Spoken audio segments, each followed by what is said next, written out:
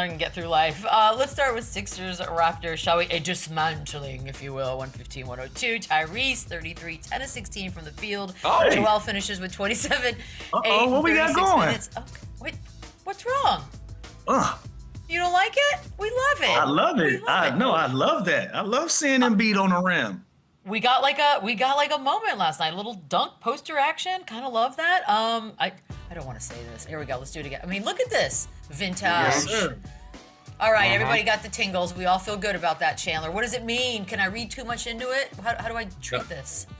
No, because that looks like the dominating, aggressive, MVP type Joel Embiid that we've seen before. And it's not always going to be about production with him. When he plays 30-plus minutes, he is very good. He's had some stinker games where he's kind of looked not like himself. He doesn't look as athletic as he has in the past. But last night, man, he had a hop to him. He had some bounce. He was aggressive.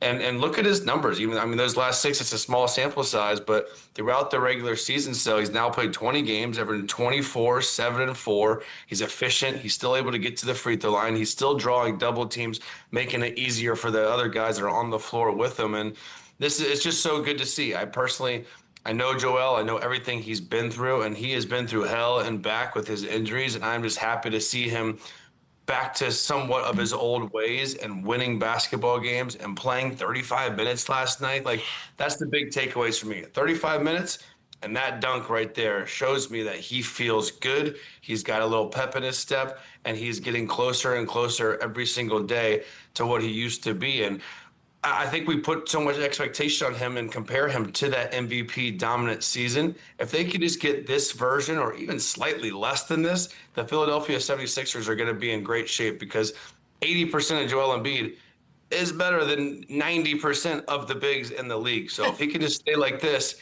and stay physically fit and in shape and healthy, man, this gives the Sixers a whole different look that I don't think any of us saw coming, just because we doubted the health of Joel Embiid.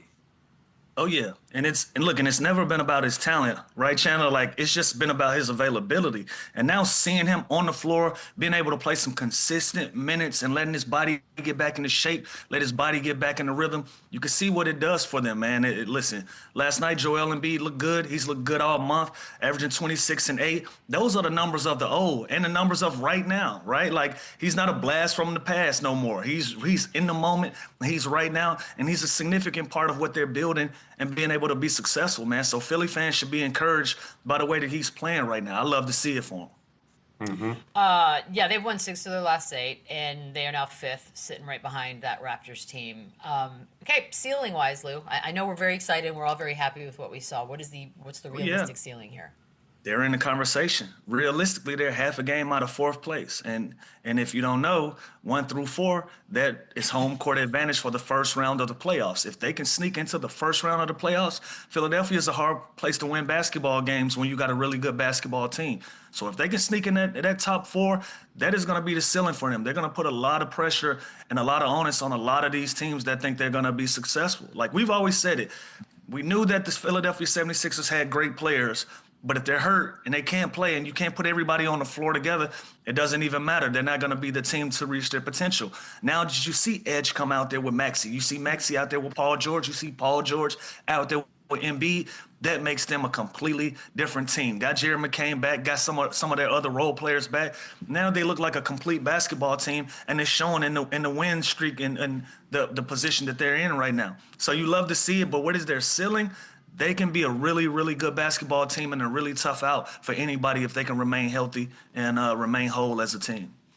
Yeah, and we've known since opening night how good this backcourt is with Maxey and Edgecombe. Edgecombe looks like a seasoned vet when he's playing in the game. He's so athletic. They're so athletic and fast in transition and the fast break, where they can hit you with multiple different offenses. They can play slow and play through the big fella. They can space you out in ISO. They can get out in transition and space the floor with shooting with Quentin Grimes and Kelly Oubre. So, and I mentioned this last time we talked about them. We haven't even seen close to as good as Jared McCain's going to get. And that dude was runaway rookie of the year before he went down with an injury. So I think their best basketball is still ahead of them.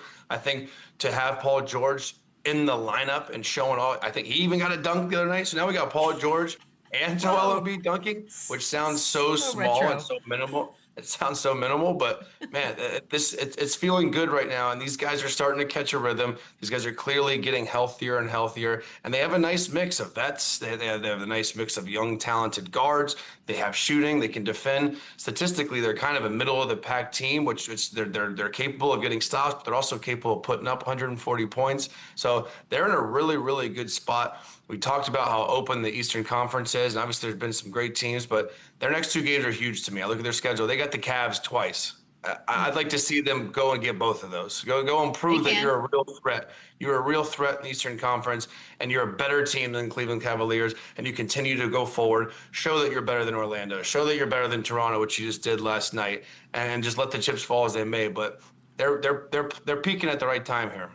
Wait, so are we talking like good enough to win the East? Are we talking fourth is the goal? Like what's realistic? Let baby steps. I like where they are, but 1 through 3, there's some separation there. Even though it looks like it's not with the records, how the way these teams have been playing, there's a little separation there. But again, if they can continue to play that way, they can put themselves in that conversation.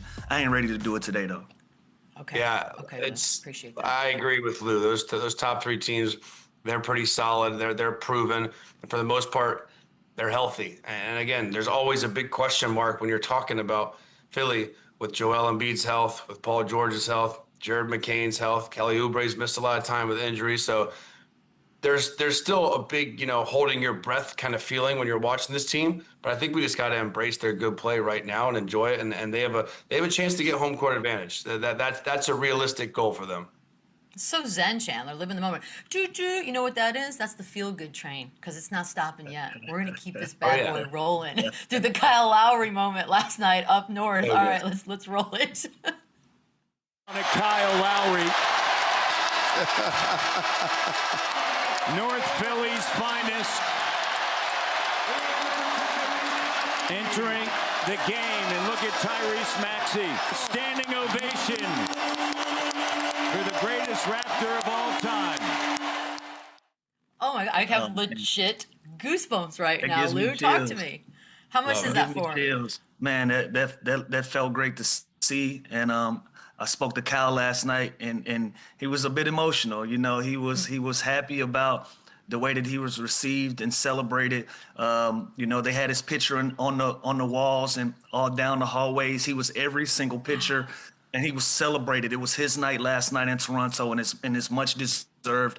I've been on record in saying that year in Toronto saved my career and saved my life in a lot of different ways, and Kyle Lowry was a big part of that in the things that we did in Toronto. So he's going to go down as the greatest Raptor of all time. He's a champion. He was a leader. He was a mentor. He was a great teammate, and he was a great basketball player, and he gave the city of Toronto everything that he had.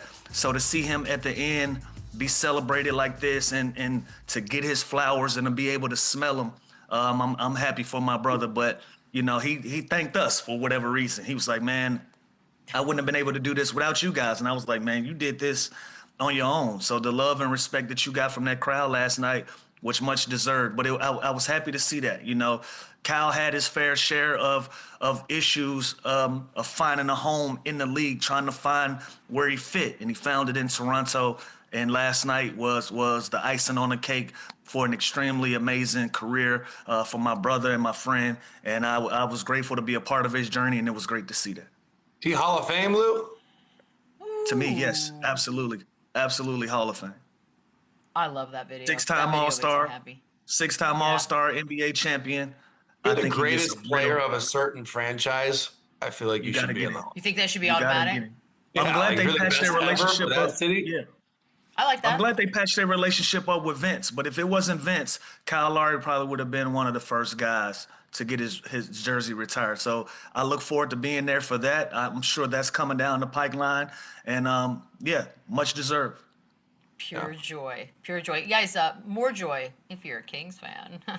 Lakers Kings. Here we go.